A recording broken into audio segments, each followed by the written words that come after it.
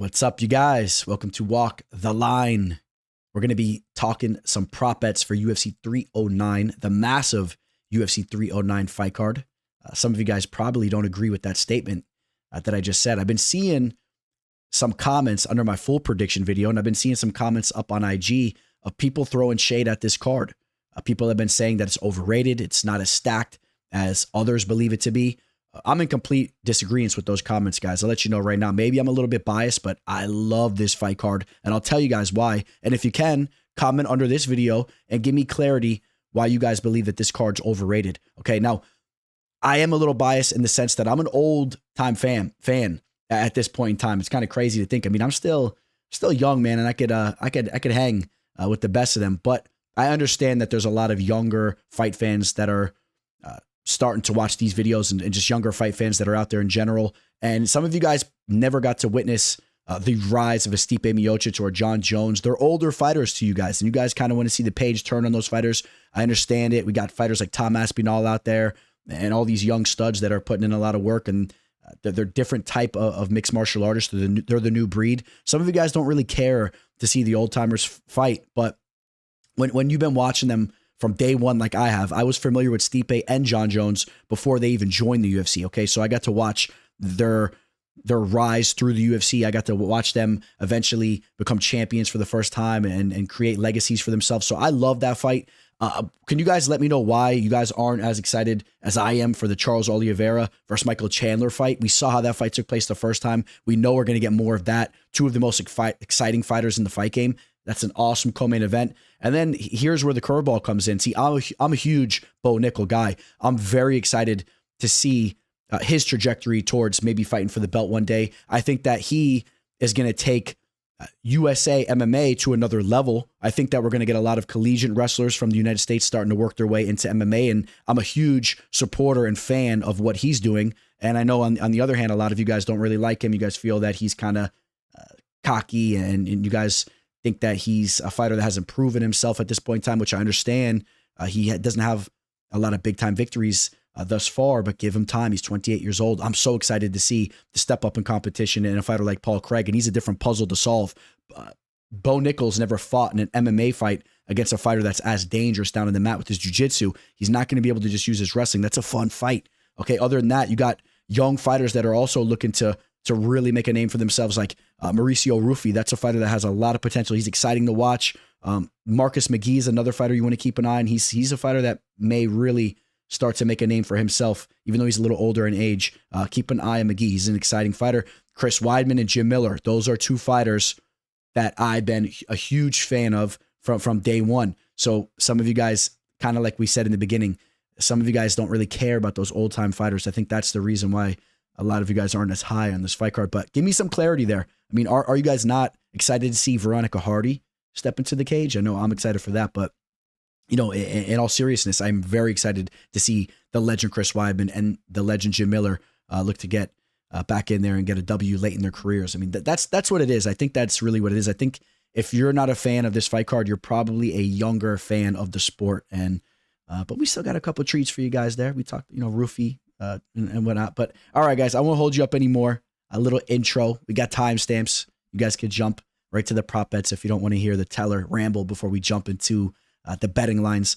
Just want to let you guys know we do have official action locked in for this card. Besides just these prop bets I'm giving out, we got some real official action locked in, the plays that I'm narrowed in on. If you want to work with me for those official plays, reach out to me, shoot me an email, shoot me a DM on Instagram or Twitter. I got that scrolling below. Go follow me while you're over there. And we are powered by BetUS. If you're looking to sign up to a new sports book, reach out to me so I can get you my referral link. If you sign up through my referral link, you'll get a 150% bonus on your first 3 deposits, and I'll give you an additional gift if you do that. Just reach out to me, shoot me an email or DM me on Instagram or Twitter, and let's jump into the first prop bet that I want to talk about.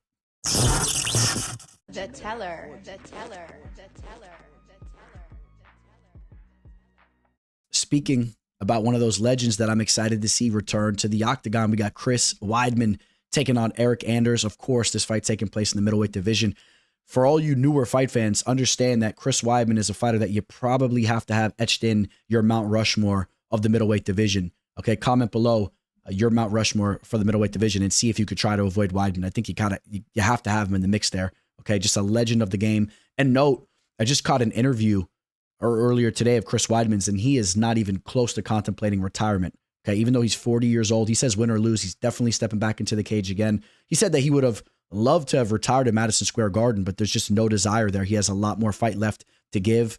And you have to remember he had that brutal injury that took place a couple of years ago, so he did lose some fight time, and he feels that he has more to give the fight game. So that's a good sign for the older Chris Weidman. Even though he's 40 years old, remember, he's built very differently. His work ethic's ridiculous, so you can expect him to be maybe looking like a 37-year-old fighter in regards to maybe a fighter like Eric Anders, who's not as high caliber of a Weidman. So take that for what you will. But I see a target for this fight. Okay, Chris Weidman is a fighter that when he's getting the job done, especially as of recently, which hasn't been very often, he's been very inactive, but when he's getting the job done, he's getting decision victories. Okay, we just saw the controversial fight with him and Bruno Silva. The last victory he had before that was back in 2020 against Omari Akhmedov that went to a decision. Okay, when he's getting the job done, he is getting the job done via decision. And if you guys caught my full prediction video, you guys know I am on Chris Weidman to win this fight. And at the time of my recording, he was right around a plus 150, plus 145. He was a pretty solid underdog. A lot of action has came in on him. This fight is essentially at pick'em odds now. Okay, so that's some interesting line movement that we had on this card throughout the week. Keep an eye on that. And I do favor Weidman making this an ugly fight and doing enough to get the job done with the crowd behind him in the state of New York against a fighter in Eric Anders who's just a little bit of a lower level fighter who's also getting up there in age. Now Eric Anders is a fighter that's been very durable. Okay, take note of that. You'll see where we're going with this in a second. Eric Anders is a very durable fighter. And when you're talking Weidman and Anders, you're talking about two of the toughest fighters in this division over the past 5-10 years. I mean, both these guys are warriors.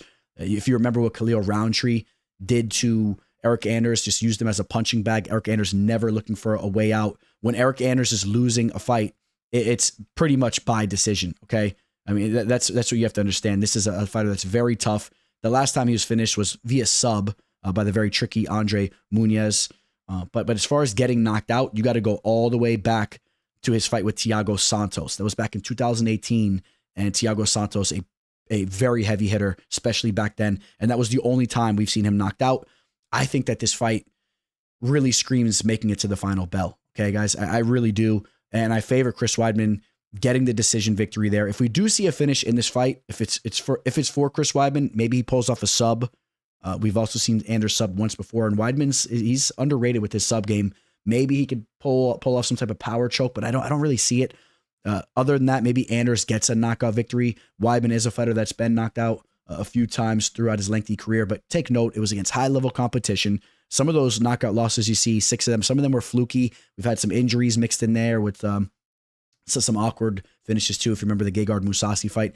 I think that the old Anders doesn't throw enough towards Weidman's way to get the knockout there, and I see this making it to the final bell. Okay, guys, so stick with me here. This one's a little bit more chalky than some of the other lines I'll be throwing your guys' way, but I'm going to say that you're going to want to target the fight to go the distance, which you can catch right around minus 180. I think that that's a pretty solid and safe play. As I look throughout this card, I probably favor this fight to go to a decision just about more than any of them, taking the lines into consideration. I'm not talking about some of the female fights where the line's ridiculous for the fight to go the distance, but where you can actually get a reasonable line. This is probably the best value. I think this fight makes it to the final bell, and I think that Weidman gets the decision victory. Up to the main card, where we have a fighter that's really had a lot of buzz around him this fight week, especially when you take into consideration the amount of UFC fights that he's had, or just the amount of professional fights that he's had in general. Just 11 pro fights. A lot of people are very high on Mauricio Rufy, who's taken on James Jontop. Mauricio Rufy, of course, working with the fighting nerds. Carlos Pratis just had another crazy finish. That gym, it's so stacked, especially when you take into consideration just fighters just recently bursting on the scene like Gene Silva, Carlos Pratis. Mauricio Rufy is another fighter that's really going to start to get a lot of respect next to his name. I think he's going to make a quick run in this division. I think that all of the attention that he's getting is warranted. He's the real deal. He moves very similar to a prime Conor McGregor, right? You got to love the way that he moves in there. And I got 2 plays I'm going to give you for this fight here, okay? Mauricio Rufy is a bona fide fight finisher. Every single one of his victories essentially being a finish. Now, he doesn't have a recorded sub. Take note that 2 of his victories were unknown, but I do believe that they were definitely finishes, and they probably most likely were knockouts.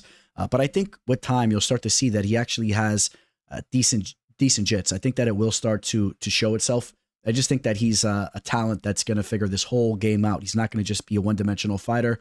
On the other hand, you have James Jean Top, who is very tough. He's never been knocked out, but you have to note that he does have low-level striking defense. He's a fighter that is definitely there to be hit.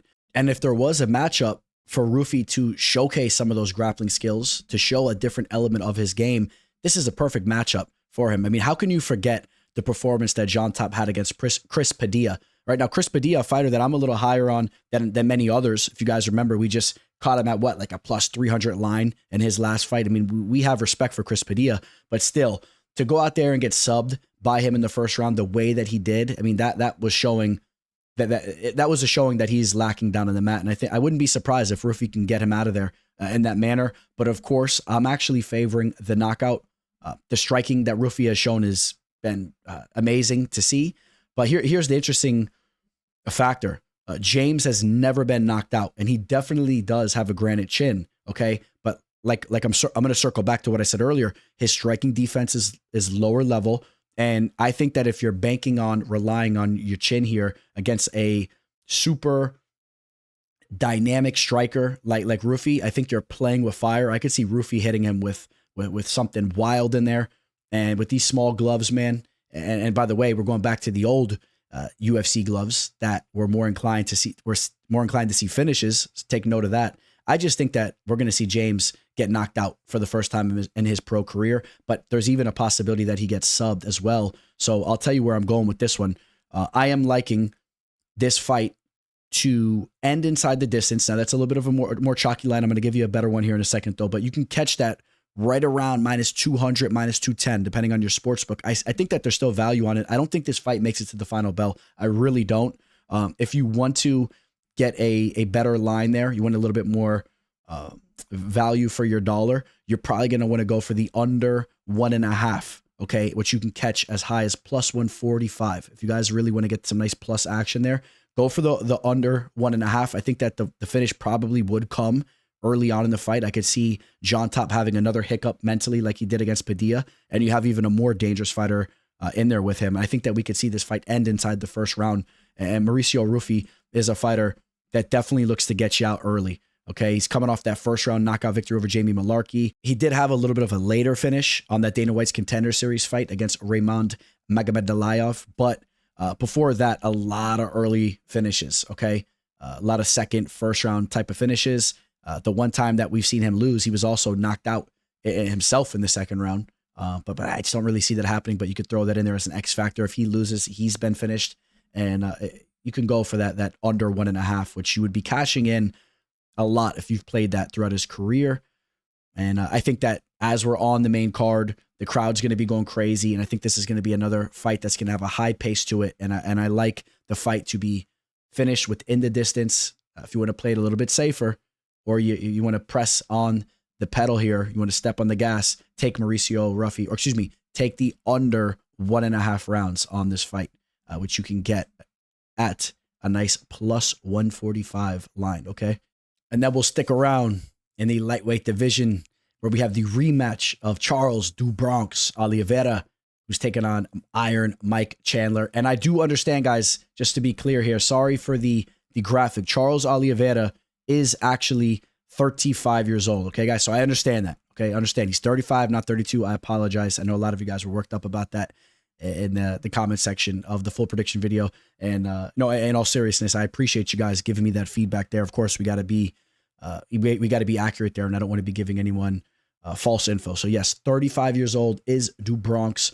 This is a rematch. Remember the last time that these two men fought, there was a ridiculous pace to it. I expect this rematch to have that same type of pace. Michael Chandler is going to come out like a bat out of hell. Charles Oliveira is going to meet him there. There's no question about that.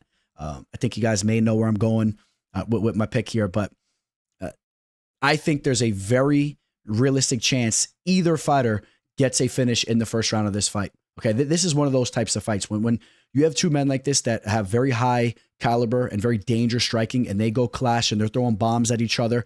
Charles maybe a little bit more calculated with his Muay Thai at times, a little bit more tight with his guard. Chandler throwing these crazy leaping hooks at you. There's just a very likelihood that we see a knockout here. Now, one thing that could be going against the first round finish is that it's a 5-round fight, so maybe they pace themselves a bit, but I don't think that's going to be the case. It was a 5-round fight the last time they fought when it was for the vacant title, and that didn't stop them from going at each other like crazy. I think Chandler has redemption on his mind. I think the fact that he hasn't been in the cage for so long is really going to make him just get antsy once that bell rings. He's going to run out there, and I think there's a very good chance we could see either man get the finish, okay? I've been very back and forth with where I feel the value is as far as the money line goes, because sometimes I'm analyzing this fight and I'm like, I think Charles is just going to get the better of Chandler. Chandler's been inactive. He's getting old, even though he looks to be in phenomenal shape. I'm kind of feeling that Oliveira's probably going to get the submission victory. Last time, remember, he got the TKO, the knockout, in the very beginning of the second round, almost instantaneously hit him with that left hook, finished Chandler up there. That fight took place back in 2021, like I said, for the vacant lightweight championship. If Chandler would have won that fight, he would have been a UFC champion, all right? I mean, this is a bitter matchup to an extent, right? Chandler wants to be a UFC champion before it's all said and done. He was so close to doing it. This is his last time to make a run at it. But I think that we're looking at an under 1.5. We'll get to that line here in a second, but I just want to go over some points. We've seen a lot of under 1.5s. The under 1.5 would have cashed the last time these two men fought. We would have had under 1.5 in the Tony Ferguson fight. I know some of these fights went a little bit later, but when you throw these two guys in there, I just think that this is a recipe for a quick fight. We saw Chandler get the first round finish over Dan Hooker in his UFC debut. I mean, he comes out there and he looks to wreak havoc right off the rip. And then Charles Oliveira, just to kind of show you what he's been doing, had that first round finish over Dariush, showing that he's still extremely dangerous. The under 1.5 would have just missed in that Makhachev fight as far as him being finished there. Makhachev, a little bit of a more slow and calculated fighter than Chandler. So I see a recipe for an early finish. The Justin Gaethje fight where he had the sub in the first round, that would have cleared there. And again, I know you can point out some other fights where the 1.5 wouldn't have cashed, but this recipe right here screams under 1.5 to me, which is right around pick'em odds. Okay, it is essentially it's a pick'em type of line, and that's why I wanted to focus in on that line here. I don't want to be talking about under 2.5, under 3.5, because yeah, you could play it safer and go under 2.5, but it's jumping all the way up to a -260. Maybe you want to mix that in a parlay if you want to play it a little bit safer. I think that is much safer and very likely to hit. But if you want to just attack this type of bet straight up, just take the under 1.5. I think there's a very good chance of it hitting, and I think there's some slight value on that line as it's right around even odds, pick'em odds there, -115. And I think that it's probably Charles getting the finish via sub, but anything could happen in there. We may see Chandler get a knockout. I would love to see that. I'm rooting for Chandler, unless some of my bets kind of interfere with that, but I would like to see Chandler win that fight. And that's the play there. That's the last prop bet I'm going to give you guys, the under 1.5. All right, guys, I appreciate you very much for stopping by. Let me know, comment below. Are you guys fading me? Are you tailing any of these plays that I threw you guys' way? I'll let you know right now, we are pretty much 50-50. I'm letting you guys right know. We're at pick'em odds if I'm going to do the fight companion. So hopefully that is the case. All right, lock your bet in. Am I going to be live for the card here? If I can do it, I would love to do it. I just got to see what's going on. You know, some of these big events, we've been doing some red carpet type of events, some red carpet type of affairs, but I'm not sure if that's going to be the case. I would love to be in the lab hanging out with you guys, and I want to start doing that again more often. I appreciate you guys so much. Please like this video, subscribe to the channel if you have not already. And if you want my official plays that I'm targeting for this card, the ones that I really like, don't forget, reach out to me. I got my IG, Twitter, scrolling below. Go follow me over there. You can shoot me an email as well. And I think that's about it, guys. You could definitely expect to see a lot more content coming your guys' way as we near the weekend, especially on Instagram. Go follow me on Instagram at MMA Fortune Teller _. You guys, I will be pumping out some content to you guys. All right. Have a great end of your week here going into the weekend. And I hope you guys have a great fight card. Hope you guys all profit. Signing out. Teller. The Teller. The Teller. The Teller.